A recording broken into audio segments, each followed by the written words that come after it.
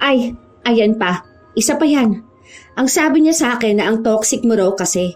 Gusto ko nga sabihin sana na paano ka naging toxic? Ang bait mo nga. Magiging magkasundo ba tayo kung toxic ka? Anong akala niya naman sa akin? Toxic na tao? Hindi ko lang kamo masabi kasi nga andoon si kuya. Saka hindi ko yun pwedeng barahin ng harapan. Paano? Mas matanda nga siya sa akin. Kaya ang sabi ko na lang sa kanya, baka hindi lang talaga kayo magka-vibes. Aba, hindi talaga no. Hindi rin ako nakikipag-friend sa mga ganong tao. Hindi ko kaya makipagplastikan sa kanya. Ay, isa pa yan. Buti na banggit mo. Hindi niya nga raw kaya yung gawain mo na makipagplastikan. Niningitian mo pa raw kasi siya kahit na alam mong hindi naman kayo magkabate. Diba? Sino ba namang hindi maloloka sa mga sinasabi niya? Kako, hindi ka plastic na tao. Baka nakikipagbati ka nga lang sa kanya eh. Halata na agad sinong hindi maayos na tao. Ewan ko ba sa hipag ko na yun? Hirap din yung pakisamahan eh. Wala naman ako magagawa dahil siya naging asawa ng kuya ko. Hindi nga nakatira sa iisang bahay pero mistulang magkasundo ang maghipag na sina Yana at Chloe. Ngunit hindi alam ni Chloe, hindi totoong ugali ang pinapakita sa kanya ng hipag. Nakangiti kapag kaharap pero maraming paninira kapag hindi siya kasama. Yun din ang magiging dahilan para gumawa siya ng paraan upang parusahan ang plastic na hipag. Makakatulong kaya ang parusa na ito para bigyan ng tamang leksyon ng hipag o magiging mitya lang din ng mas malalim na alitan? Be, andito yung pagkain natin ha. Sabihan mo na lang ako kapag magla-lunch ka na. Meron dyan cake. May natira kasi kahapong cake si Dylan. Umuwi naman kasi kayo agad, kaya hindi ako nakapagpadala. Ang sakit kasi ng tiyan ni mama kahapon kaya umuwi na kami. Sige, mga bandang 1 PM pa ako mag-lunch eh.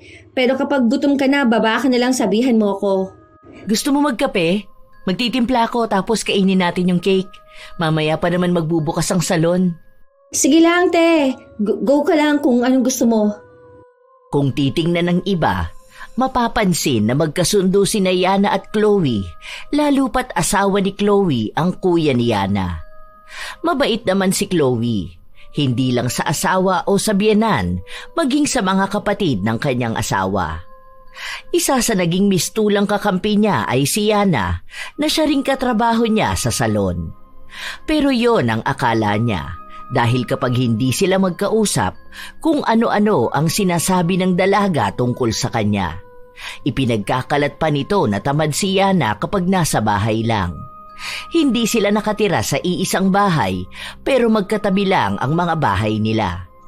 Kaya madalas kapag wala silang pasok o kaya ay may oras, nagpupunta si Yana sa kanila.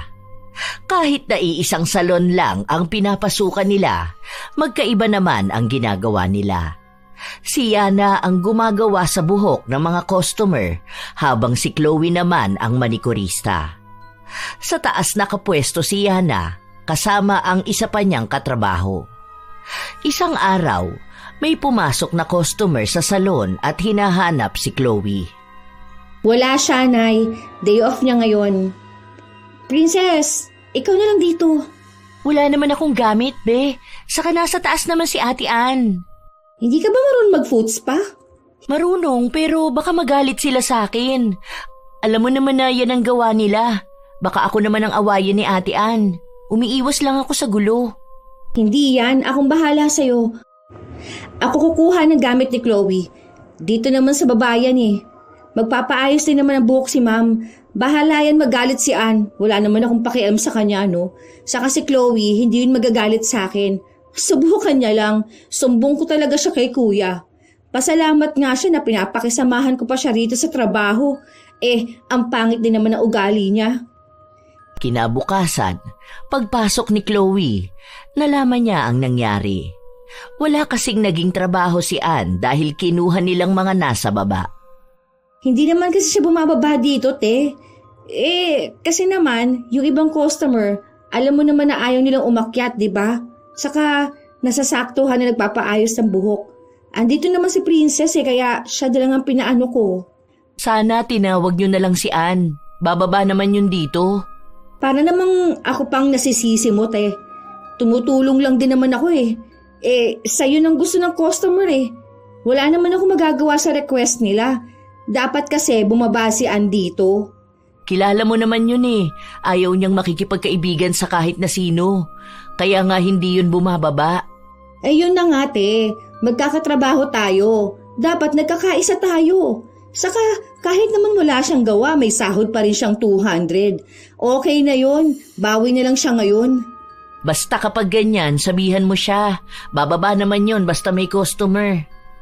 Sumang-ayon na lang kunwari si Yana sa sinabi ng kanyang hipag. Habang nagpapatuloy sila sa trabaho, panay din ang daldal ni Yana hanggang sa biglang nagkaroon ng problema. May nagkulang na pera sa counter at dahil sira ang CCTV na nakatutok doon, hindi nila alam kung may kumuha ba. Kailan pa ba nawawala? Kanina pa? Ang tanda kong pumwesto dyan kanina si Ate Chloe. Hoy, huwag niyo sabihing ako nagsabi ha. Hindi ko kasi napansin kung anong ginawa niya dyan. Basta ang alam ko lang, galing siya dyan kanina. Magkano bang nawawala? 100 daw, te. Ay, yun lang. Kanina nakita ko nga si Ate Chloe. May pinabili siya dun sa bata tapos 100 pesos ang ibinigay niya. Sa pagkakaalam ko, hindi yun nagdadala ng pera kapag pumapasok sa trabaho. Nagkakaroon lang naman siya ng pera kapag may tip sa kanya eh. Wala pa naman silang customer. Ngayon pa lang nagkaroon. Alam na ba ni boss? Hindi pa nga. Ngayon lang daw nagbilang si Clara. Sabi ko sa inyo eh. Ayaw nyo kasi maniwala sa akin. Malikot talaga ang kamay niyang si Ate Chloe. Alam nyo ba, hindi pa sila mag-asawa noon ni Kuya. May mga nawawala na sa bahay namin. Nung hindi pa sila bumubukod ha. Kaya nga kahit na magkasama kami sa trabaho, hindi ko talaga iniiwan yung gamit ko na malapit sa kanya. Ang kulit nyo rin kasi. Sinabihan ko na kayong ipaayos nyo na yung CCTV. O ayan, naisahan pa kayo. Grabe naman kung 100 pesos na lang nanakawin pa. 100 pesos din yun, be. Makakabili pa rin siya ng merienda nila ni Ann, no? Isa pa yung si Ann, malamang sa malamang kasabwat niya yun eh. O, ngayon, kayo, naniniwala na sa akin, no? Wala na. Kahit na magpatawag kayo niyan hanggang mamaya, malamang hindi yan naamin kung anong ginawa niya. Nagduda pa kayo sa sinabi ko, hipag ko yun. Nakasama ko noon sa iisang bahay, tapos ngayon, kapitbahay namin. Malamang alam kong ugali niya. Nagpapaniwala kayo mabait kapag mukhang anghel? Bago sila umuwi lahat, pinatawag muna sila ni Clara. Hindi pa rin nakakaabot sa kanilang amo ang nawawalang 100, pero para hindi sila mapahamak lahat o magkaroon ng sisihan, ay si Clara na lang ang nag-abono ng 100. Wala ring nagsabi kay Chloe na siya ang pinaghihinalaang kumuha ng pera. Sadyang may mga parinig lang na parang may pinatatamaan na isang tao. Pero ang mga salita na yon ay hindi sinalo ni Chloe dahil kilala niya ang kanyang sarili. Alam niyang wala siyang ginawang mali. Bago sila umuwi, naghintay pa si Chloe sa kanyang hipag na naglilipat pa lang ng gamit. Uuwi na kami ha. Ingat kayo sa pag-uwi. Sana naman bukas pagpasok walang mawala rito. May CCTV naman. Wala naman sigurong mawawala. Baka bukas makita na rin yung 100. Mamaya kasi nahulog lang yun. Ewan ko. Hindi natin alam kung sinong magnanakaw rito. Aalis na rin kami. Tara nate. Hindi na kumibo pa si Chloe. Sumunod na lang siya sa kanyang hipag. Habang pauwi sila, muli na namang nagtanong si Chloe tungkol sa nawawalang pera.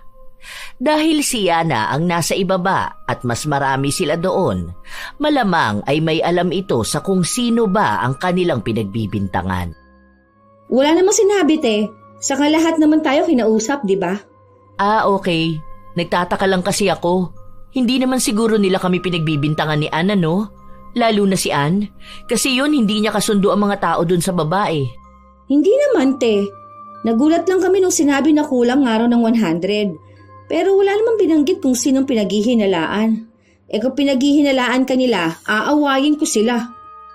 At sasabihin ko talaga sa'yo ha, Bakit mo naman kasi kukunin yung 100, di ba? 100 na nga lang yun. Oo naman. Bakit ko naman kukunin yun may pera naman ako. Nagbibigay din naman sa akin ang kuya mo. Para sa naman yung 100? Isa pa, hindi ko rin ugali na magnakaw.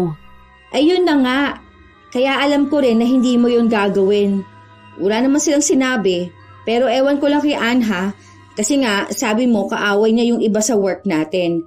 Pero kung ako sa'yo, wag mo nilang pagpapansinin ng mga yun. Alam mo naman ang mga tao. Tsaka lahat tayo suspect kasi nga hindi alam sino sa atin pwedeng kumuha ng pera. Buti nga ngayon, naayos na ang CCTV no? Para naman makita kung may magnanakaw nga. Nagtaka lang ako kasi di ba hindi naman nawawalan ng pera kahit noon pa. 1 taon na tayo dyan, ngayon lang sila nagpatawag tungkol sa nawalang pera. Yaan mo na nga yun, te. Naku, huwag kang magpapakastress sa mga ganyan. Umuwi na nga tayo at magpahinga. Day off ko pa naman bukas. Kahit nasabihin yun ni Yana, alam niyang hindi pa rin makakampante ang kanyang hipag. Kahit na may duda naman itong isa sila sa pinagbibintangan, hindi naman ito direktang sasabihin ng iba nilang mga katrabaho. Hindi rin naman maalalaman ni Chloe na si Yana ang nagsimulang magbintang sa kanya dahil mga kaibigan ng dalaga ang mga katrabaho nila. Kinabukasan, dahil walang pasok si Yana, nanatili lang siya sa bahay nila. Ikinuwento niya sa ina ang mga nangyari sa kanilang trabaho. Saka hindi niya talaga kasundo yung mga katrabaho namin. Medyo maldita yon, di ba, ma? Ano pa sa work namin? Mas malala siya dun. Minsan nga sa akin na lang sila nagsusumbong. Kako, hindi ko rin naman mapagsasabihan si Ate Chloe dahil mas matanda yun sa akin. Mamaya kapag nagsabi ako sa kanya, sumama pa ang loob niya. Tapos magsusumbong pa yun kay kuya. Di ako naman ang napahamak, di ba? Hoy, ma, huwag mo na tong sabihin kay kuya. Mamaya sa akin naman yung magtanong. Baka ako naman ang pagalitan. Ayoko pa naman ng gulo. Kaya nga hinahayaan ko na lang din si Ate Chloe sa trabaho namin.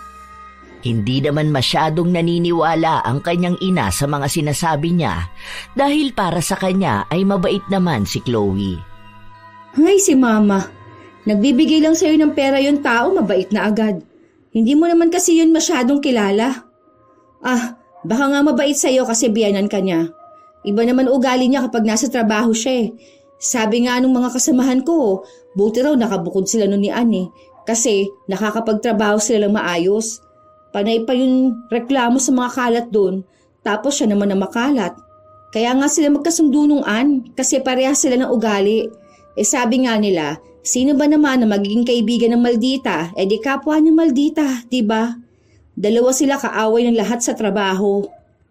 Kung ano-ano na lang ang pinagsasabi ni Yana tungkol sa kanyang hipag. Hanggang sa muli na naman silang nagkasama sa trabaho. Habang pinaparinggan ng iba si Chloe, siya namang pagpapanggap ni Yana na walang nangyayari. Isang araw, sabay silang kumakain. Ang daming kwento ni Yana, pero lahat yun ay tungkol lang sa trabaho niya. Pero pansin niyang tahimik lang ang kanyang hipag. Bakit Ano nangyayari sa'yo? Ayos ka lang ba? Oo. May iniisip lang kasi ako.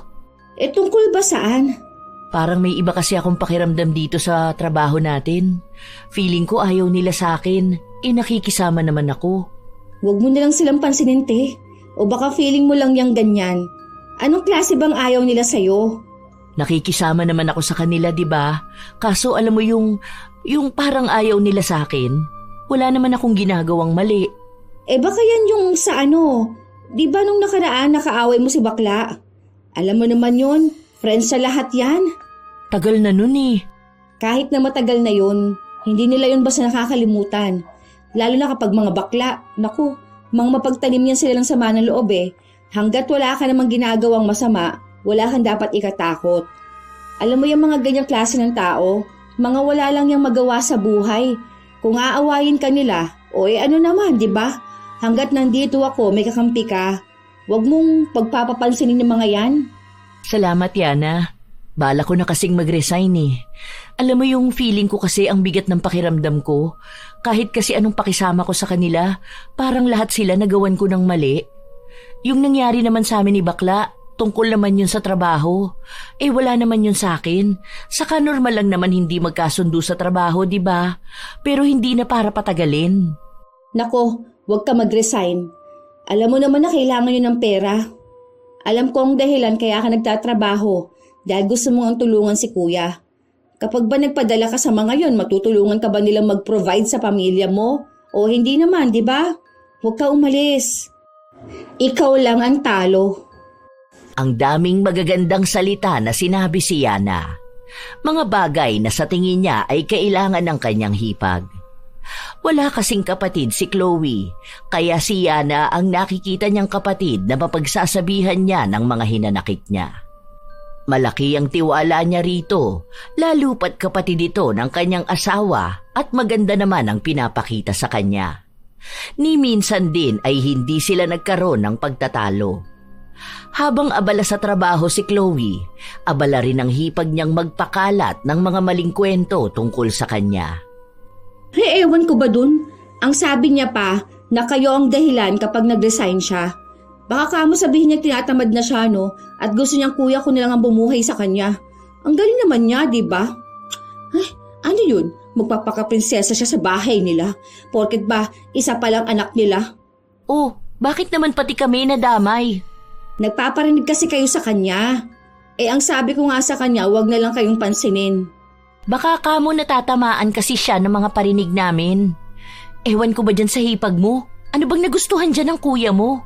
Magnanakaw na nga ng 100 pesos, wala pang ibang ginawa kundi pumuna ng iba. Kanina dumaan siya Pinuna ba naman yung mga tuwalya?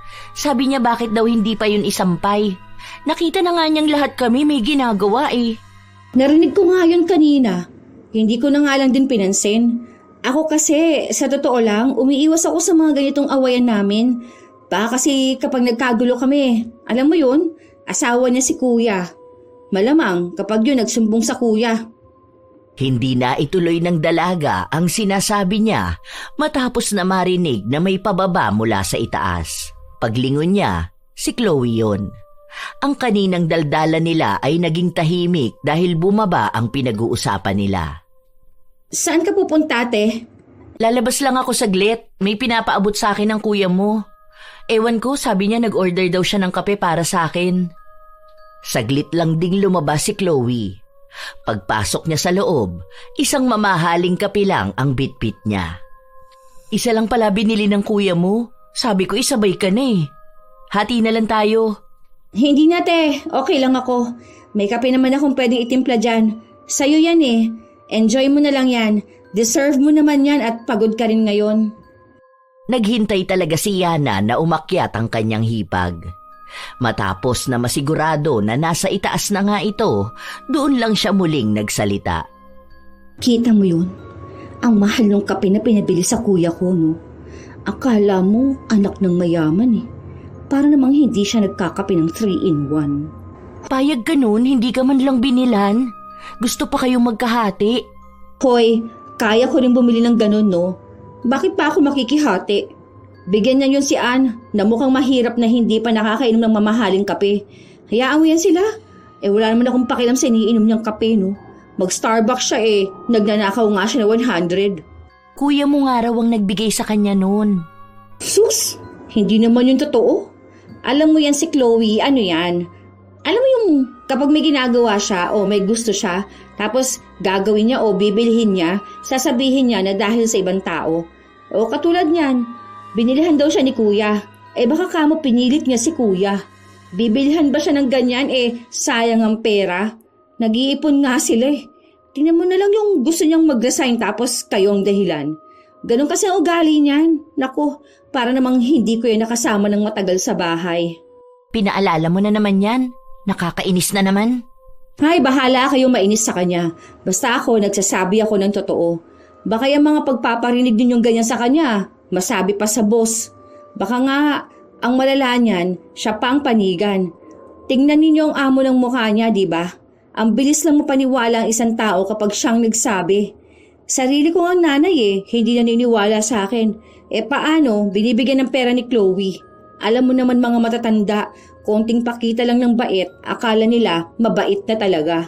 San ba kasi nakilala ng kuya mo yang si Chloe? Ang kwento ni kuya, nagkakilala sila noon sa mall. Bali nagbebenta ata ng cellphone yan si Chloe.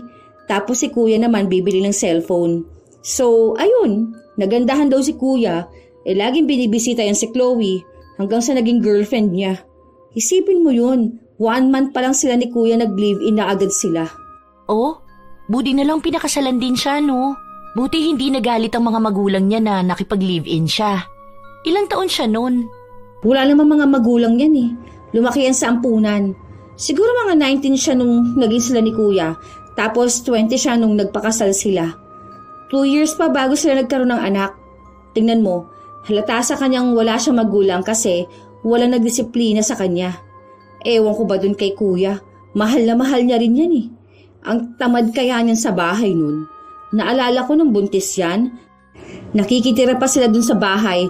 Tapos palagi yung nakaupo lang. Tapos minsan dinadalhan pa yun ng kuya ko ng pagkain sa kwarto niya. Aba, buti na lang talaga sinasabihan ako ni mama na tanggapin na lang siya at pakisamahan. Kung hindi ko lang yan hipag, baka nga hindi ko yan kakausapin dito sa trabaho, no? Wala din naman kasi akong choice. Kung ano-ano na lang din ang pinagsasabi ni Yana tungkol sa kanyang hipag. Pero lahat naman ng yun ay kabaliktaran. Hanggang sa lumipas pa ang ilan pang mga araw. Dahil walang pasok si Chloe, siya na naman ang naging tampulan ng usap-usapan sa kanilang trabaho. Si Yana kasi ang nagbibigay ng balita tungkol sa kanya at gustong-gusto nila kapag si Chloe ang topic dahil kahit na anong masasakit na salitang sabihin nila ay hindi nakakarating dito. Kaya nga konti lang ang pumapasok na customer sa atin, di ba? Paano? Hino-home service na niya. Mas mahal kasi tapos mas buo pa yung bayad sa kanya. Malaki din ang tip sa kanya, no? Buti may mga nabibili siyang gamit niya. Binili? Gaano ka naman ka-sure na binili niya? Sabihin mo, baka ipinuslit niya. Ay, totoo ba? Bakit hindi mo isumbong? Hindi pwede yung ganun. Ginagamit niya ang para sa salon, tapos solo niya ang lahat ng kita. Wala nang gaanong nagpupunta rito dahil kinukuha niya ang customer. Hindi pwede yun. Isumbong mo siya, be. Ayoko nga. Hindi ko pa naman din napapatunayan, no? I mean, alam ko kasi nakikita ko siya eh. Pero wala akong ebidensya. Paano kung hingian ako ng boss? Di ako pang napapahiya, di ba? Para namang hindi niyo alam kung gaano siya kagaling magpaawa. Kuhanan mo siya ng video. Paano naman? Nakikita ko lang naman yung kinuha niya kapag nasa bahay na siya. Paano kung sabihin niya binili niya yun? O mamaya ako naman ang awayin ng kuya ko. Asawa niya yun. Kahit anong sabihin nun, paniniwalaan niya. Tapos sa huli, okay lang si Chloe. Tapos ako ang kawawa.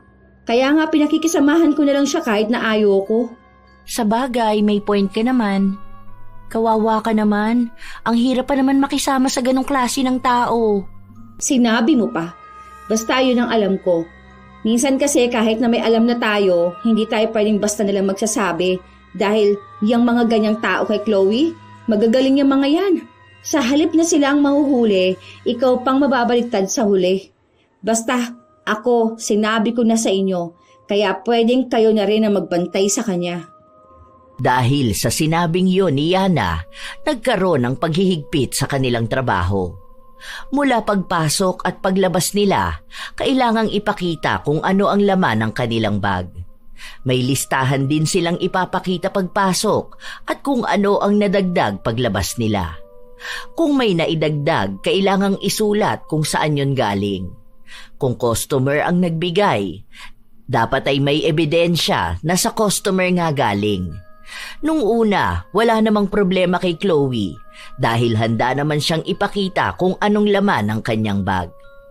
Pero pansin niyang parang sa kanya lang sobrang higpit. Dahil kahit sa maliliit na bulsa niya ay hinahalungkat. Sinabi niya yon sa kanyang hipag. Ganon din naman sa akin, te. Hindi pansin ko kasi kapag binuksan mo bag mo, ayun na yun. Kapag ako naman bubuksan ko bag ko, pati ata napkin ko pinaghihinalaan pa nila. Bakit pala ganon na sila kahigpit? Di ba dati wala namang ganon? Para daw walang nakakapaglabas ng gamit. Bakit? May naglalabas ba ng gamit?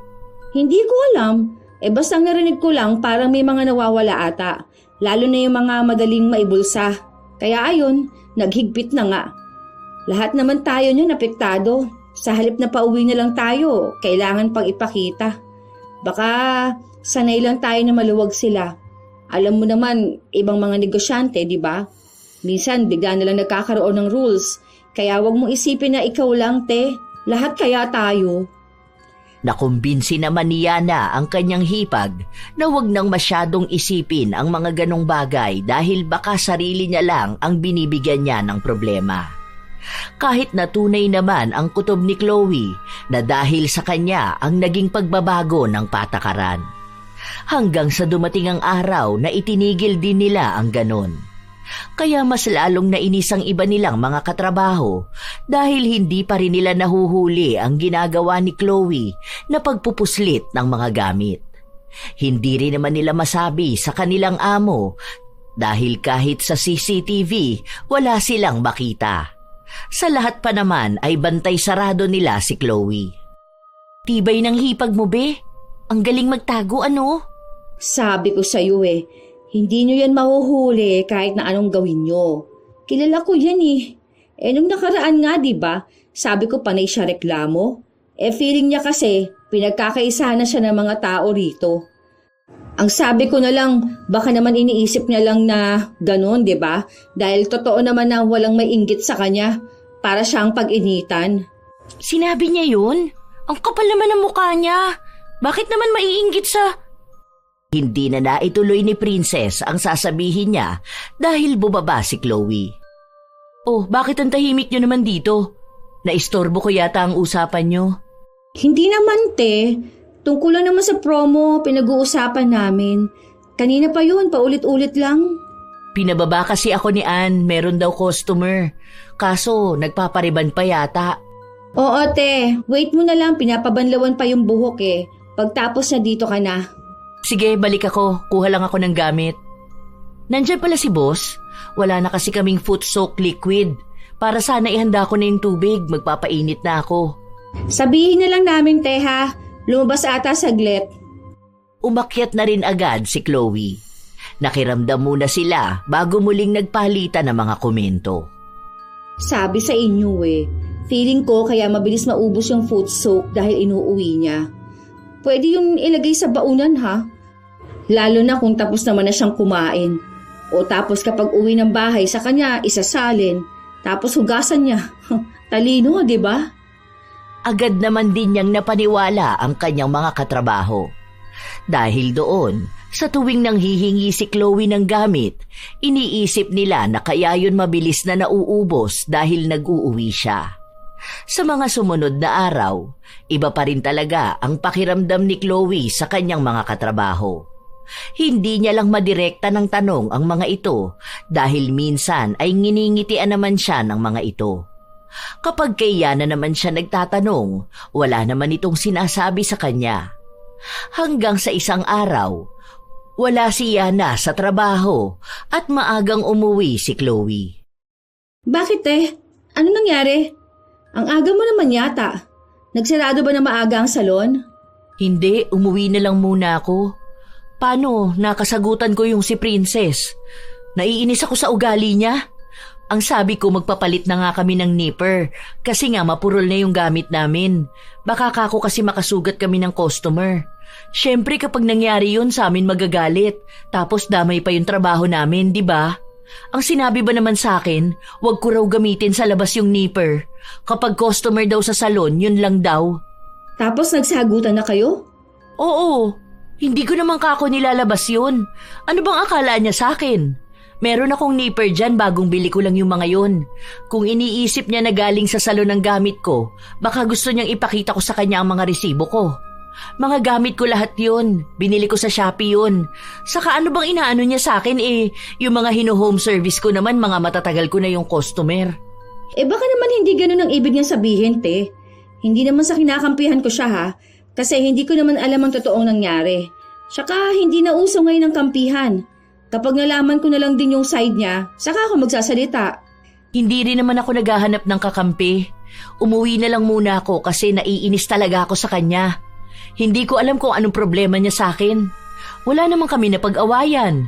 Saka nakita niya bang nag-uwi ako ng gamit? Kahit siya pa maghalughog ng bag ko. Basta ayaw akong kumampi kahit na kanino. Tama siguro, te, na umuwi ka na muna. Baka mamaya lumala pa ang away nyo. Huwag mo na lang siguro siyang pansinin bukas. Hindi ko naman sila pinapansin dahil nagtatrabaho lang naman ako. Isa pa, hindi naman siya ang hinihingan ko ng nipper. Bakit siya ang sumasagot? May customer na nga siyang kinukulayan. Pasalamat siya hindi ako pumapatol sa ganon. Nakakahiya din kasi sa ibang customer na makakarinig sila ng awayan sa loob ng salon. Ang bigat pa sa negosyo ng ganon. Tayo na nga lang magkakasama ng matagal, nag-aaway-away pa ng ganyan, di ba? Huwag na yan. Malapit na nga ang Christmas party natin. Tapos may mga samaan kayo ng loob. Hindi naman ako sasama. Ay, bakit? Sumama ka, te. Sayang naman yung mga raffle doon. Swerte ka pa naman sa mga ganun. Hindi ko alam. Nahihirapan naman kasi ako sa mga kasama natin sa trabaho. Alam mo naman na hindi ko kaya makipagplastikan sa kanila, di ba? Gusto ko kapag may problema sila sa akin, sabihin nila. Hindi yung basta na lang sila magpaparinig tapos maiinis sa akin kahit na wala naman akong ginagawa sa kanila. Prangkahin na lang sana nila ako. Sus, wag mong isipin yung mga ganung tao, te. Hayaan mo lang sila. Magpakasaya ka lang. Gusto na ulit pumasok sa trabaho ni Yana para makausap ang kanyang kaibigan dahil alam niyang marami na naman itong masasabi sa kanya. Kinabukasan, hindi pumasok si Chloe, kaya naging malaya na naman silang siya ang pag-usapan. Pagpasok pa lang ni Yana, binungaran agad siya ng kwento ni Princess. Halata nagigil pa rin ito sa naging pagtatalo nila ni Chloe. Alam ko na yan. Sinabi niya sa akin. Loko ka rin kasi pinatulan mo pa. O ano ka ngayon? Sabi sa'yo magaling magmanipula yun eh. Pamilya nga namin, kampi sa kanya eh. Nung hinanapan ka ng ebidensya, wala ka maipakita, di ba? Buti hindi mo sinabi na akong nagsabi sa inyo. Hindi ah. Bakit ko naman sasabihin yun? Di napahamak pa ang source namin, di ba? Kakagigil talaga kahapon. Gusto ko pa nga sana siyang abangan kapag uwian na para kumprontahin eh. Kaso duwag, umuwi ba naman agad? Tapos ngayon hindi siya papasok? Ayos siya. Ang sabi ko nga sa kanya nung kinuwento niya yan, na wala ka ako kung kinakampihan sa inyong dalawa. Pero sinabi ko lang talaga yon para hindi sumama ang loob niya. Para kunwari, wala talaga akong pinapanigan. Pero kada kwento niya gusto kong sabihin na siya naman talaga ang mali. Isipin mo yun, may customer tapos mga away siya. Yun na nga ang sabi ko sa kanya. Huwag niya ako sinisimulan dahil may inaayos akong buhok. Tapos no, nag-walk out. Nalaman ko na lang na umuwi na pala siya. Tapos nauna pa palang nagsumbong sa'yo. Buti na lang hindi ka mabilis maniwala sa mga sinasabi niya. Mali naman talaga siya. Ayoko naman sana makisali. Kasi kayo ang nagkasagutan. Kaso naman, kitang-kita naman sa kwento niya pa lang na iniiba na niya. Ang sabi pa niya, ikaw raw ang nanguna. Ngayon, siya naman pala ang unang nainis. Biniro mo lang naman pala, baka kasi inuuwi niya yung kaya nawala ng talim, di ba? Minasama niya na pala kaagad. Di ba? Tapos gusto niya makisali sa friendship natin, pikunin siya. Bagay talaga sila dun ni Ann. Dalawa lang sila magkasama sa taas. Mukhang marami na yata yung nasinghot na kalyo. Tarantado ka. Grabe yung tawa ko sa kalyo. Oo nga. Di ba dami naman nilang nililinisan ng paa? Baka kamo pati yung ingrown na singhot na niya napunta sa utak niya. Hay! Ang aga-aga nai-stress na agad ako sa kanya. Sabi pa nga niya na baka hindi siya makasama sa Christmas party dahil ayaw niya makipagplastikan sa inyo. Nung sinabi niya yon, parang napaano ko. Like, seryoso ka ba, te? Plastikan talaga? Totoo naman kami rito. Siya lang naman tong ibang ugali. Nakikisama na nga lang tayo sa kanya ng 1 taon, no? Tapos makikita niya pa tayo bilang plastic. As if naman hindi matutuloy ang Christmas party kung wala siya, di ba? Ang kapal naman niya pala. Okay lang, no, kahit wag na siya magpunta. Hindi naman siya hahanapin. Akala mo kung sino? Baka akala niya boss siya na magbibigay ng bonus. Pinagtawanan lang nila si Chloe. Malaya sila dahil wala naman doon ang hipag ni Yana. Sa lahat ng mga pagbibiro, si Yana ang nangunguna at hinahayaan niya lang din ang mga katrabaho niya na pagtawanan at magsalita ng hindi maganda laban sa kanyang hipag. Wala naman kasing pakialam ang dalaga. Hanggang sa lumipas pa ang ilan pang mga araw, naging malamig na rin ang pakikitungo ni Chloe sa iba nilang katrabaho. Tanging siya na lang ang kinakausap nito. Hanggang sa dumating ang isang araw na nag-alok si Chloe ng serbisyo sa kanyang hipag. Ano yon, te? Mga 2 ribbon tapos may Brazilian blowout? Magkano naman siningil mo dun? Bali 3 sila pero 2 lang sa reband. Tapos yung 2 reband may Brazilian. Tapos yung isa, kulay plus Brazilian. Nakapackage kasi yan sila ng 3.5. Yan isa kasama na yung sa foot spa. Akin naman lahat ng gamot tapos hati tayo ng trabaho. Tapos ibabawas lang natin yung sa gamot then hati na tayo sa kikitain. Kailan yan, te? Sige, okay lang sa akin. Bukas sana. Mag-absent ako bukas? Off mo, di ba? Sige, mag-chat na lang ako. Huwag mo sabihin sa kanila na ako ang kasama mo, ha? Kanino ko naman sasabihin hindi ko nga sila kinakausap. Okay lang yan, hindi naman kita isasama kapag nag-post ako. Yan ba yung sinasabi mo na regular customer mo? Oo, umuwi kasi yung asawa niya galing barko eh. Tapos ayun, magbabakasyon yata sila. Kaya bago ang bakasyon, magpapaayos sila ng buhok at mga kuko. Ang dami nila, hindi ko naman kaya yun mag-isa. Naisip ko na isama na lang kita para may kitain ka rin. Malaki rin magbigay ng tip ang mga yun. Baka nga magbigay pa yun ng chocolate sa atin. Mababait kasi yung mga yun eh. Yun, yan ang gusto ko. Salamat eh. Sakto, pwede ko na itabi ang pera dahil malapit na ang Pasko. Sa mga oras na yon, silang dalawa ang magkakampi. Dahil mas magkakapera si Yana kung sasama siya sa kanyang hipag. Naging maayos naman ang lahat. Totoo nga ang sinabi ni Chloe dahil malaki din ang perang bigay sa kanila. Nagkaroon pa sila ng mga bagong damit galing sa ibang bansa. Nung bumalik na sila sa trabaho, balik na naman si Yana sa paninira sa kanyang hipag. Wala naman akong magawa kasi si kuya ko naman ang nagsabi sa akin na tulungan ko nga raw yung asawa niya. Binigyan ka naman ba ng pera? Mahirap din yung ginawa mo ha. Ikaw pa malamang nagplansya ng buhok ano? Oo, ako naman gumawa lahat no. Nagpatulong lang ako kapag babanlawan na yung buhok. Siyempre, alam nga namang ako pa rin, di ba? Napasma naman ako nun. Ang baba nga ng bigay niya sa akin eh. Kung pumasok ako, baka doble pa ang kita ko. O, eto ha. Hindi ko naman to sinasabi para siraan siya. Kilala niyo naman ako. Hindi ako basta nagsasalita ng mali sa ibang tao. Pero yun lang pansin ko. Ang offer niya kasi sa akin, malaki ibibigay niya. Hindi ko naman alam na wala pang 2K. Diyos ko mga te, ano naman gagawin ko sa pera na ganun? Isang upuan ng customer ko lang yun. Ang laki ng kita niya doon.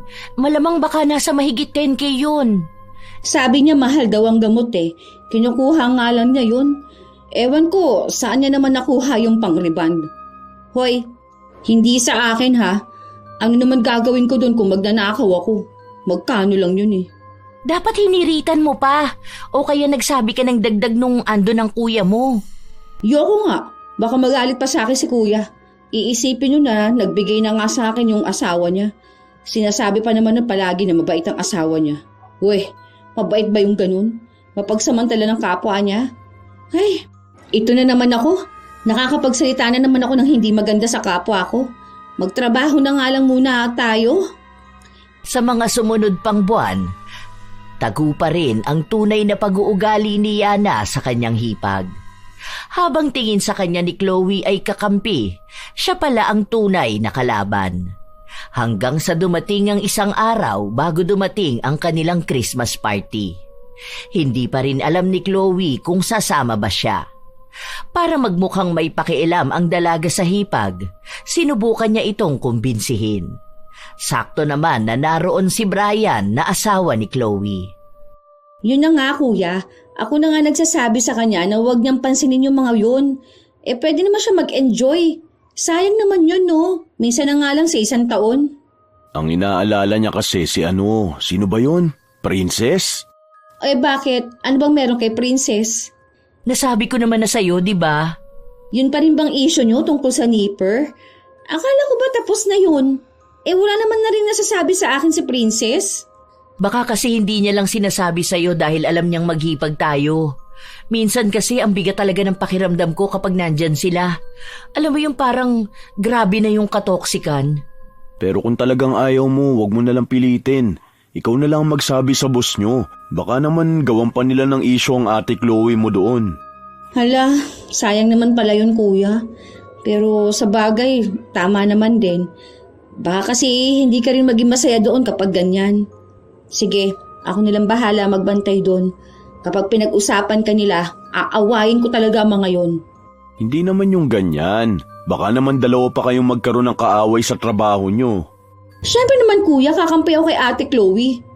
Subukan lang talaga nilang magsabi ng masama sa kanya, yari sila sa akin. Ang bait na nga ni ate. Isipin mo yon, hindi niya pinapatulan ng mga yon. Ako nga diba, noon dati may nakasabunutan pa ako dun. Buti siya, tinanggal, hindi ako. Kaya huwag ka matakot ako ang kakampi mo. Ito talaga masyado kang palaaway. Hindi ganyan. Pwede kayong maging magkakampi pero huwag kang mananakit ng iba. Saka ayoko rin na magkaroon kayo ng samaan ng loob sa isa't isa. Paano kayo lang yung nasa baba? Kayo ang mas matagal na magkakasama. Hindi katulad namin ni Anna, nasa taas kami, pwedeng hindi makihalubilo sa inyo. Saka magkakaibigan kayo doon. Ayoko namang ipakita na parang dahil maghipag tayo, sa akin ka nalang kakampi palagi. Kaysa naman awayin ka nila, di ba? Buti nga wala akong ibang naririnig Naku, talagang babarahin ko sila. Hanga nga ako sa'yo ate. Kasi isipin mo yun, nagagawa mo pa rin pakisamahan yung mga ganong tao. Pero kasi si Princess, okay naman siya sa akin. Yun ang sinasabi ng ate mo. Okay nga raw kayo ng Princess, saka parang BFF mo na ron. Kaya lang mukhang mainit ang dugo sa kanya kahit na di naman niya alam ang dahilan. Hindi naman daw pwedeng ipaiwas kanya sa kaibigan mo at baka lalong lumabas na may mali na naman siyang sinasabi sa'yo. Basta akong bahala kay ate. Hindi rin naman ako papayag na may sasabihing masama sa kanya ang iba, no? Kapag may sinabi silang masama kay ate, parang siniraan na rin nila ang pamilya natin. Yon ang hindi pwede sa akin. Rambulan talaga. Baliw ka talaga. Pero salamat ha. Kung hindi dahil sa inyo ni Ann, baka matagal na akong umalis sa work ko. Ano ka ba? Sino pa ba magtutulungan dito kung di tayo-tayo lang? Magkakampi tayo, te. Huwag ka mag-alala. Yan sila mga katrabaho at kaibigan ko lang. Ikaw, kapamilya ko. Magaganda ang mga salitang lumalabas sa bibig ni Yana, kaya kuhang-kuha niya ang tiwala ng kanyang hipag. Hindi niya lang kasi sinasabi yun. Minsan ay pinapakita niya rin na handa niyang kalabanin ang mga tinuturing niyang kaibigan sa trabaho para lang sa kanya. Pero sa likod nun ay si Yana ang nagsisimula ng paninira sa kanya. Hanggang sa sumapit na ang Christmas party. Dalawa lang ang wala, sina Chloe at Ann. Dahil doon, tila ba sila ang naging sentro ng usapan. Sinasabi nila na masyadong paimportante ang dalawa. Baka akala nila malulungkot tayo. Ang hindi nila alam tuwang-tuwa tayo ngayon. Ayun na nga, paawa pa siya kamo. Tapos sabi pa niya na baka kasi hindi siya maging masaya kasi andito ka nga. Di ba, kung hindi ba naman gusto niyang siyang bida? Buti nga wala siya rito. Kasi kita mo naman na masaya tayo.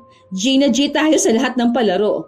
Yun kasi kapag kasama natin yun, nako, hindi yun sasali sa mga ganyan. Baka nakaupo lang yun dito, tapos maninita ng mga ginagawa natin. Buti hindi mo napilit. Pinipilit ko lang naman yun kunwari, no? Para naman hindi sabing okay lang sa akin na umalis na lang ako. Alam ko naman na hindi rin yun papayag kung wala si Ann. Kasi ako, kilala niya ako na friendly talaga. Basta okay sa akin ang isang tao, sige, maging magkaibigan tayo. Ganon din kapag wala rin akong sama ng loob sa isang tao. Pero kayo, isang beses lang kayo nagkasagutan pero kung umasta naman siya, akala mo aping-api na siya masyado. Bakit tayo? Di ba nung nakaraan, nagkasagutan din tayo dahil dun sa isang customer na mali yung kulay na nailagay mo sa buhok? Pagkatapos nun magkaibigan na ulit tayo. Ganun lang naman yun. Kung may di pagkakaunawaan sa trabaho, hanggang doon na lang. Hindi naman natin kailangan personalin lahat. Ano ba naman yun? Malamang iba naman kasi yung sa kanya. Saka yung ugali niya kasi kakaiba talaga Ako na nga yung nakikisama sa kanya pero anong ginawa niya? Di ba hindi niya pa rin ako pinapansin? Ay, ayan, isa pa yan. Ang sabi niya sa akin na ang toxic mo raw kasi. Gusto ko nga sana sabihin na paano ka naging toxic ang bait mo nga. Magiging magkasundo ba tayo kung toxic ka? Anong akala niya naman sa akin, toxic na tao? Hindi ko lang kamo masabi kasi nga andoon si kuya. Tsaka hindi ko yun pwedeng barahin ng harapan. Paano, mas matanda nga siya sa akin. Kaya ang sabi ko na lang sa kanya na baka hindi lang talaga kayo magka-vibes.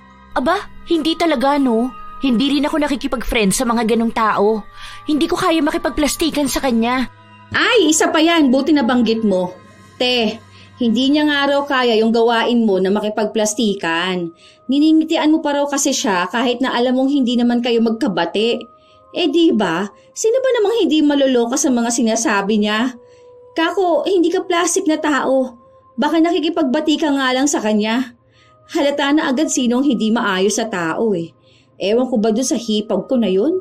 Hirap din nun pakisamahan Wala naman ako magagawa dahil siya naging asawa ng kuya ko.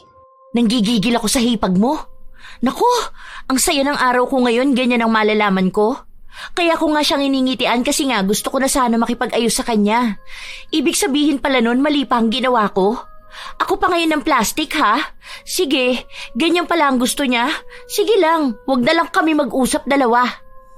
Iba ang tuwang nararamdaman ni Yana kapag may nagagalit sa kanyang hipag. Pakiramdam niya rin kasi ay may kakampi siya. Hanggang sa hindi niya inakala na mukhang mas lalo lang lumaki ang gulo sa pagitan ni na Chloe at Princess. Dahil palaban din si Princess, hindi siya pumapayag na hindi niya maiinis si Chloe. Dahil sa nagiging tensyon nila, napupuna na rin sila ng kanilang amo. Ilang beses na silang kinausap dalawa at kung hindi sila titigil, parehas lang silang matatanggalan ng trabaho. Hindi pa makapagdesisyon si Chloe kung aalis na ba siya, lalo pat kailangan ng anak nila ng pera. May ipon naman sila, pero hindi pa rin yun sapat. Gusto na rin naman ni Brian na sa bahay na lang muna siya para siya na ang mag-alaga sa kanilang anak. Pero iniisip ni Chloe na baka mahirapan naman si Brian, lalo pat tumutulong din ito sa isa nilang kapatid na nag-aaral pa. Habang sabay na kumakain ang maghipag, napag-usapan muli nila ang tungkol kay Princess. Huwag mong pakinggan yung mga chismis sa ganyan, te. Basta ako, hindi ako naniniwala sa kanila dahil mas kilala kita. Nagpapa-apekto ka lang talaga sa kanila. Hindi kasi feeling ko iba na ngayon. Parang lumala na yung inis niya sa akin. Hindi naman niya sinasagot kapag tinatanong ko siya.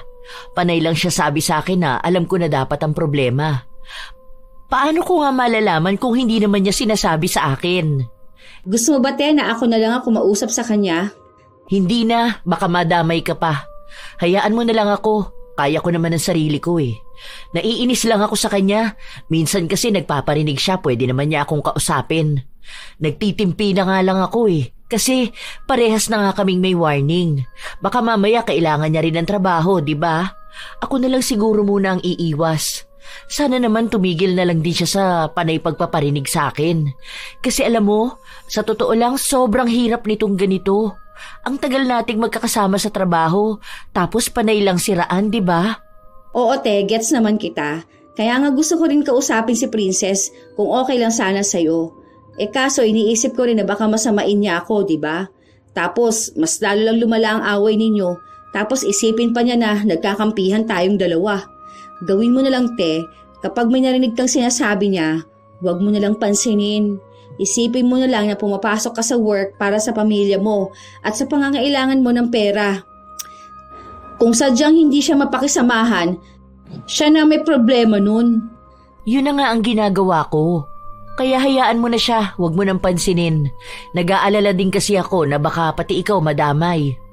Ayoko nga naisipin nila na kaya nakakaaway mo sila dahil lang sa hipag mo ko.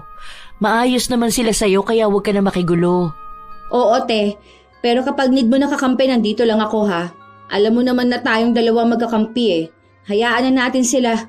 Basta tayo may goal tayo kung bakit gusto natin magtrabaho. Yun na lang ang isipin natin. Kuhang-kuha ni Yana ang loob ng kanyang hipag. Sa paglipas pa nga ng mga araw, hindi na nagpapansinan sina Chloe at Princess. Dahil hindi na rin nagpaparinig si Princess. Takot din kasi siya na baka mawalan siya ng trabaho. 2 pa naman ang anak na sinusustentohan niya. Dahil nga simula nung naghiwalay sila ng asawa niya, hindi na ito nagbigay ng pera para sa mga bata. Kaya siya nagsusumikap magtrabaho para sa mga anak niya. At kung 2 sila ni Chloe ang matatanggalan ng trabaho, siya lang ang magdurusa dahil may asawa si Chloe na kayang sumustento sa kanya. Pero dahil sa pagtahimik ng lahat, si Yana lang ang hindi masaya. Nag-iisip siya ng paraan kung paano niya pag-aawayin ang 2. Hanggang sa isang araw, Oo nga, sinabi niya yun sa akin na mabuti na lang tumigil ka na rin sa pang-aaway sa kanya. Takot ka rin pala na mawala ng trabaho. Oh, 'di ba? Proud na proud pa talaga siya. alam mo, pinipigilan ko na lang talaga ang sarili ko, be. Pero mukhang hindi na ngayon. Yari sa akin mamaya yan pagkatapos ng trabaho. At least kapag nasa labas na kami, hindi kami papagalitan ni boss. Huwag muna ngayon, be. Paano ko naman kayo aawatin yan? Bukas na lang, total day off ko. Bahala ka na makipagsagutan sa kanya. Katulad nga ng sinabi ni Yana, nagkaroon muli ng tensyon ang awayan ni na Princess at Chloe. Nabalitaan niya na lang na nagkasagutan ng 2 nung umuwi na si Chloe. Galit na galit ito kay Princess. Dahil yun ang gulo na nais ng dalaga, nagpunta siya sa bahay ni na Chloe para makibalita. Day off ko lang, te. Nagkagulo na kayo. Kung ganyan lang din naman ang nangyayari, mag-resign ka na. Huwag ka na makisali sa mga gulo na ganyan. Ang dami namang salon na pwede mong pasukan eh. O kaya sa home service na lang. Di ba malaki rin naman ang kinikita mo sa ganun? Oo nga, te. Tama naman din si kuya. Kesa naman ganyan na stress ka masyado, di ba? Hayaan mo na yun si Princess. Hindi rin naman kasi nun naiintindihan pati sarili niya. Kaya nga siya iniwan ng asawa niya dahil ganun ang ugali niya, di ba? Ang hindi ko maintindihan, bakit sa akin niya sinisisi yung nawawalang 100 noon? Naiinis ako! Sa dami ba naman ang pwede niyang ibintang sa akin yung pagiging magnanakaw pa? Ano naman ang gagawin ko sa 100 pesos? Pero ito, Teha, ako, ayoko naman sana magkwento kasi baka nga lumala lang yung awayan ninyong 2. Hindi ko na lang sinabi sa'yo, pero pinagtanggol naman kita. Ikaw kasi yung pinagbibintangan nilang kumuha ng 100. Ang sabi ko nga sa kanila, hindi mo yun gagawin. Ano ba naman yung 100, di ba? Ang laki ng sahod ni kuya tapos malaki rin kita mo. Tapos nambibigay ng tip yung mga customer mo. Sabi ko na nga ba ako pinagbibintangan nila eh. Bakit naman ganun? Ang tagal ko na dyan, kahit na magkano wala namang nawala. Ako na nga ang nagpresenta nung una na magbayad ng 100 para matigil na yung sisihan eh. Pero hindi naman ibig sabihin nun na ako yung nanguha. Yun lang ba yung issue niya sa akin? Yung 100? Para maging ganyan siya? Hindi ko na alam kung ano pang issue niya sa'yo, te. Basta lagi ko lang sinasabi sa kanya na hindi ka magnanakaw. Kasi wala ka namang gagawin doon sa 100 na yun, oh. Oh, meron na palang ganyang nangyayari, bakit hindi mo pa sinabi sa ate mo? Natatakot lang kasi ako, kuya. Kahit naman itanong mo kay ate Chloe na kapag may nakaalitan kang isa doon, halos lahat na sila kaaway mo. Oo, kaya nga sabi ko kay Yana, hayaan na lang niya ako. Saka kahit naman hindi niya sabihin, ramdam ko naman na ako ang pinagbibintangan nila eh. Basta alam ko sa sarili ko na wala ako masamang ginagawa. Problema na nila yon kung masama ang tingin nila sa akin. Huwag ka nang pumasok bukas, hayaan mo na sila doon. Tago ang tuwang nararamdaman ni Yana. Alam niyang nagtagumpay siya pero may halo pa ring panghihinayang dahil hindi na nila maiinis si Chloe. Sinunod nga ni Chloe ang sinabi sa kanya ng kanyang asawa. Dahil doon, araw-araw na siya na ang nagiging usapan sa loob ng salon. Dahil wala naman na siya doon, malaya na silang pag-usapan si Chloe ng paulit-ulit. Tanging si Yana ang nagbibigay ng balita tungkol sa kanya. Nakablock nga ako ngayon sa social media niya. Ewan ko ba dun? Akala niya ata importante siya sa akin. Hindi niya alam na makakakuha din ako ng balita. Ikaw ba naman ang magsasabi sa akin? Pero ngayon, alam ko may bago siyang papasukang trabaho. Diyan sa 377 Salon, ewan ko lang kung tatagal siya dun. Ay doon ba? andun yung friend ko na isa. Ay, baka yun pa ang susunod niyang makakaaway. Sasabihan ko na pala sila doon. Baka mamaya bigla na namang may mawala sa pera nila doon o kaya mga gamit nila. Akala ko ba gusto niya ng home service na lang siya? Baka kasi ubos na yung mga gamit niya. Hindi naman pwede na ako ang kukuha nun para sa kanya, di ba? Galing naman niya. Ano, sisirain ko sarili ko para lang meron siyang gamit pang food spa? Buti ngayon okay lang din sa kuya mo na walang work ang asawa niya. Wala naman yung magagawa. Basta sinabi ng asawa niya, Uy, okay ka lang ba? Biglang sumakit ang puson ko. Meron ka ba ngayon? O baka magkakaroon ka na? Hindi katatapos ko lang last week. Saka hindi naman sumasakit ang puson ko kapag nagkakaroon ako eh. Parang alam mo yung tinutusok-tusok? Ganon. Baka sa UTI din. Hindi ka ba nahihirapan umihi? Baka kasi panay ka kape. Aray, ewan ko rin. Ewan. Basta ang sakit. Aray. Ang akala ng dalaga ay madadaan niya sa pag-inom ng gamot ang sakit ng kanyang puson hanggang sa umabot sa punto na hindi na siya nakakapasok sa trabaho. Nagpunta na rin siya sa ospital para magpatingin. Wala namang nakita na problema sa kanya. Isang araw, kahit na masakit ang kanyang puson, pinilit niya pa ring pumasok. Dahil alam niyang kapag hindi niya yun ginawa, papalitan siya sa pwesto at baka kailanganin niyang maghanap ng bagong papasukan na trabaho. Hoy be, okay ka lang ba talaga? Ako na nga dyan. Natatakot yung customer sa'yo. Napaso mo na kaya siya? Baka mamaya masunog pa buhok niyan, maireklamo pa tayo. Huwag ka na lang muna kayang pumasok kung hindi ka pa naman pala okay. Hindi yan. Kaya ko pa to. Ako na lang siguro magbabalaw ng buhok nila. Hindi na mawari kung anong trabaho ang gagawin ni Yana sa loob ng salon. Hindi niya kasi magawa ng maayos ang mga yon. Dahil doon, may mga reklamo na rin ang mga katrabaho niya. Doon niya rin narinig ang ibang usapan tungkol sa kanya. Mga bagay na dati ay ginagawa lang nila kay Chloe. Minsan pa, akala yata ni Princess ay natutulog siya pero narinig niya ang sinabi nito. Todo support na nga lang ako sa kanya, nagagaling siya at pwede na ulit siyang mag-reband. Kasi nga siya ang pinakamagaling dito sa atin. Pero sabi ko lang yun kahit na hindi naman totoo. Kilala ko kasi yan si Yana. Gusto niyan siya ang bida. Kaya kapag may sinabi yan sa inyo, ano lang kayo, sumang-ayon lang kayo sa kanya. Papansin kasi yan eh. Plastikin nyo na lang siya. Ganun din naman siya plastic. Hindi na napigilan ni Yana ang kanyang sarili.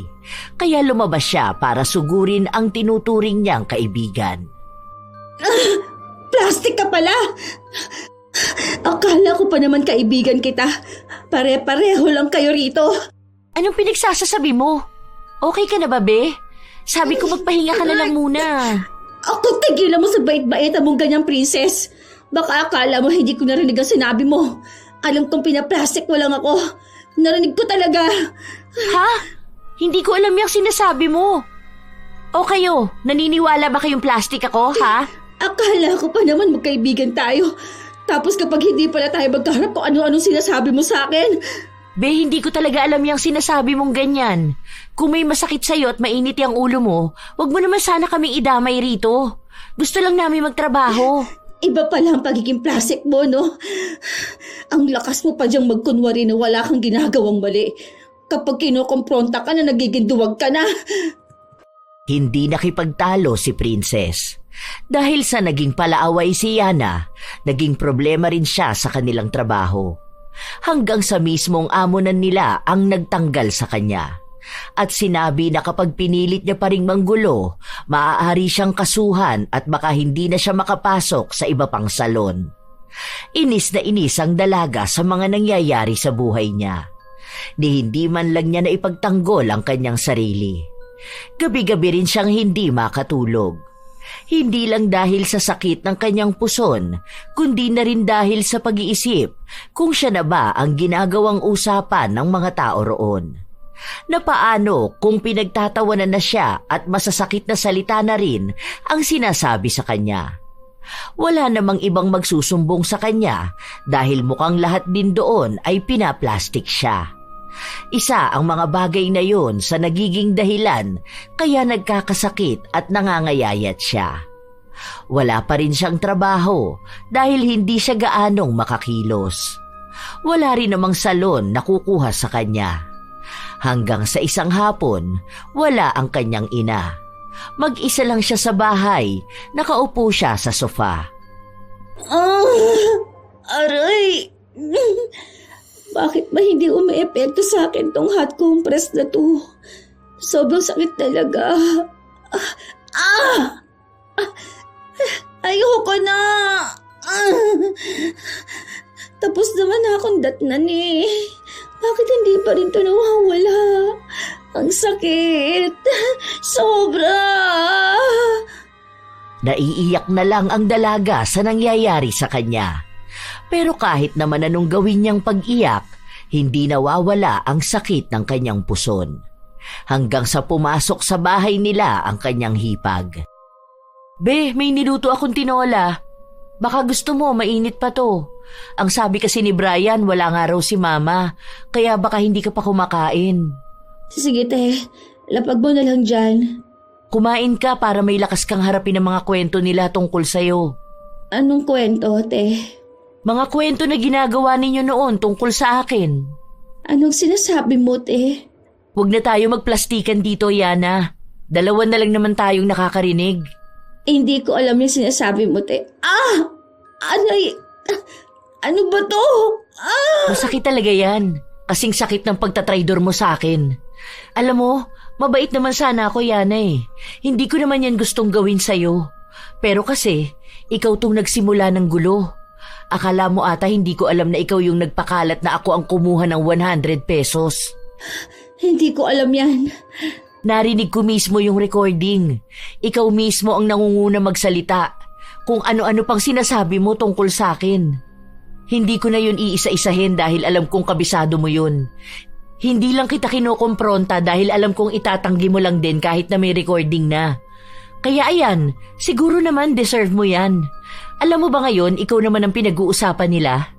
Alam ko yun kasi naririnig ko rin yun. Hindi ko na nga hinihingi. Kusang binibigay sa akin. Buwisit daan yun. Hindi siya ang buwisit. Ang buwisit ay yung taong plastic. Alam mo, grabing betrayal yung ginawa mo sa akin sa totoo lang. Maghipag tayo. Nagkasama tayo sa iisang bahay. Naging magkapit-bahay tayo.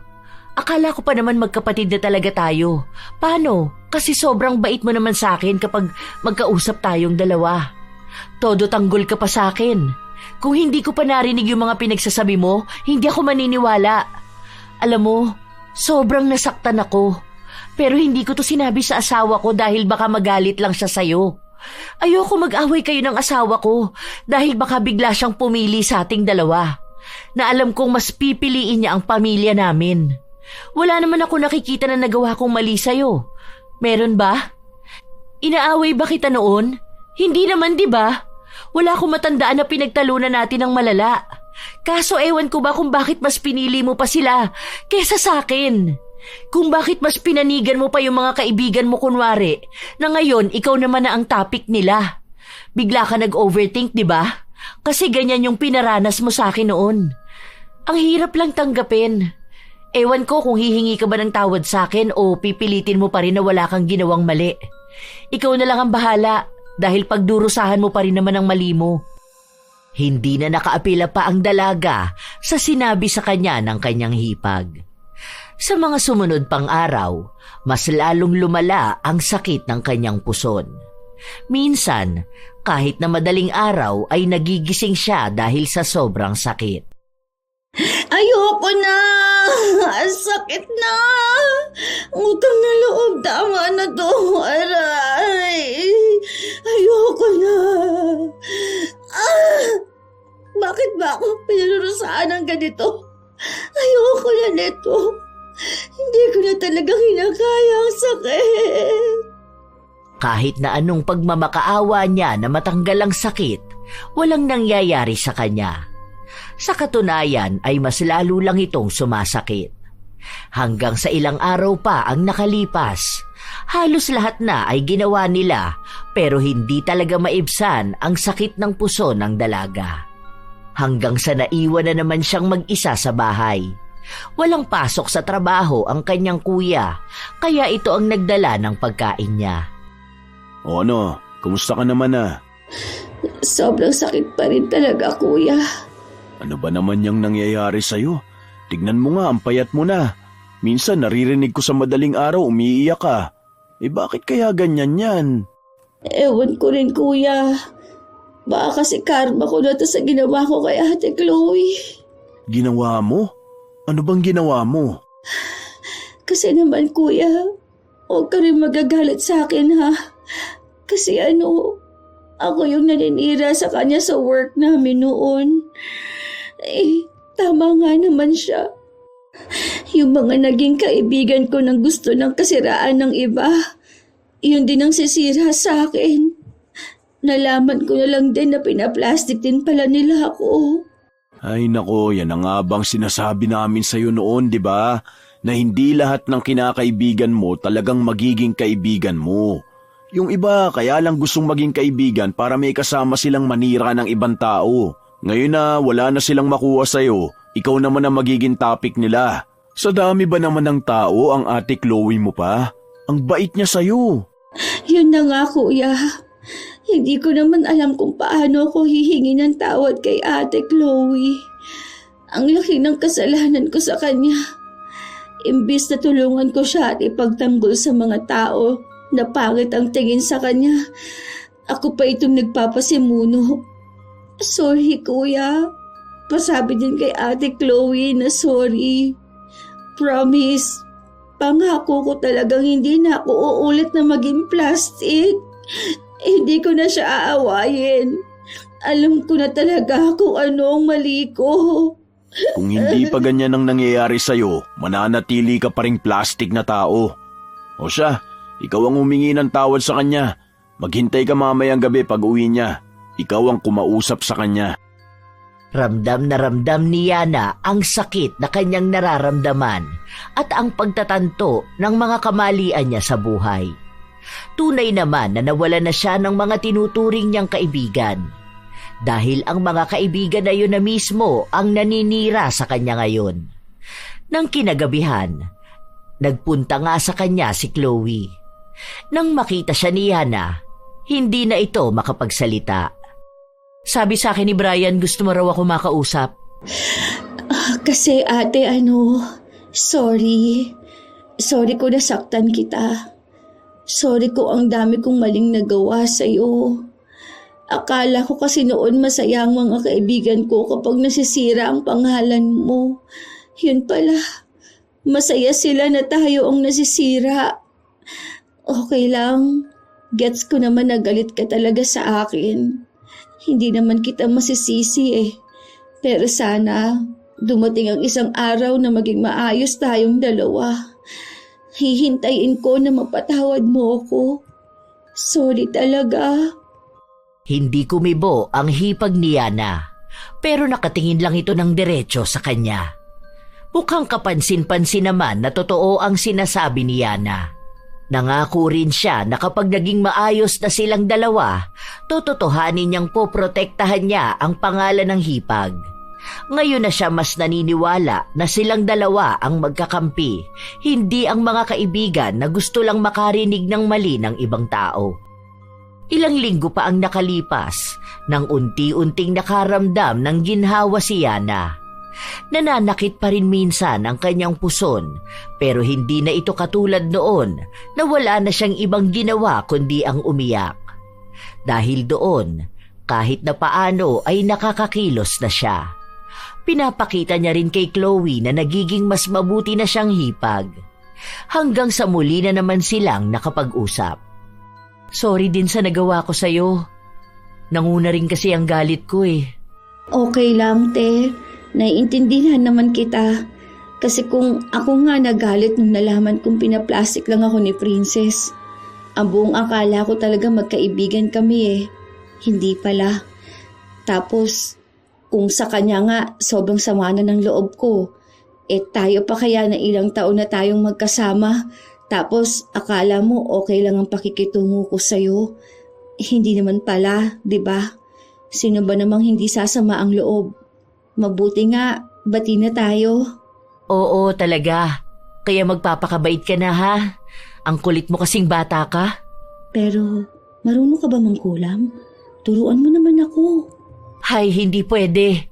Naku, nakakatakot na baka kung sino-sino na lang ang kulamin mo.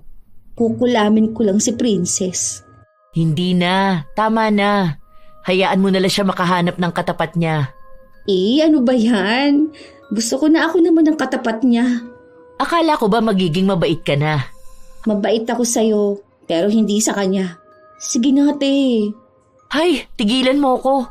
Bukas meron tayong customer ha. Reband yun, 2. Tag-isa tayo. Yan, may kasama na ako mag-home service. Oh, baka sabihin mo na naman na hindi kita binibigyan ng tamang hati ha? Nagtawanan ng maghipag. Iyon ang naging simula para maging maayos ang kanilang samahan. Nagpakita naman si Yana ng kanyang pagpapakatotoo. Hindi na rin niya alam ang balita kay Princess, pero alam niyang nasa salon pa rin ito at mukhang siya na ang nagpapasimuno ng paninira sa ibang tao. Wala nang pakialam doon si Yana dahil para sa kanya, mas masaya na naging maayos na silang dalawa ng kanyang hipag. Parehas silang kumikita sa paraan na alam nila. Mas lalo silang nagiging magkasundo. May mga pagtatalo pero hindi na uuwi sa awayan. Minsan pa, nangungulit si Yana na turuan siya ni Chloe na mangulam pero hindi ginagawa ng kanyang hipag, lalo pat hindi ito magandang gawain. Sadya naman na may mga taong plastik. Mga tao na 2 ang mukha. Mabuti kapag kaharap mo at masama naman ang sinasabi tungkol sa'yo kapag nakatalikod ka. Ganito ang mga taong sanay magsuot ng maskara. Mga taong mabait sa harap mo, pero may ibang kulay kapag nakatalikod ka na. Ang pagiging plastic ay hindi lang nakakasira ng tiwala, kundi pati ng pagkatao.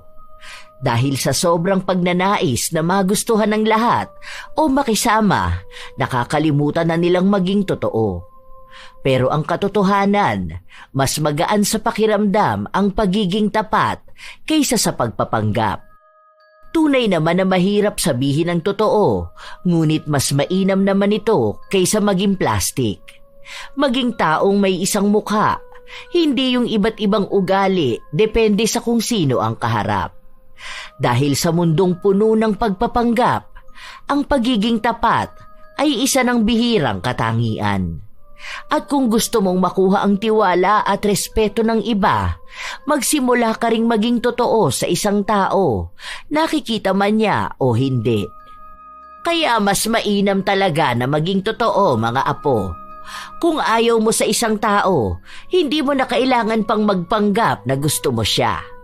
Huwag ninyong ugaliin na maging peke sa taong totoo sa'yo dahil baka sa huli, ikaw naman ang mapunta sa ganong kalagayan.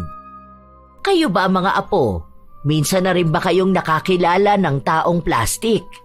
Kung kayo ay may opinyon o karanasan na katulad ng ating kwento ngayon, ibahagi nyo naman. At naway may magandang aral kayong natutunan.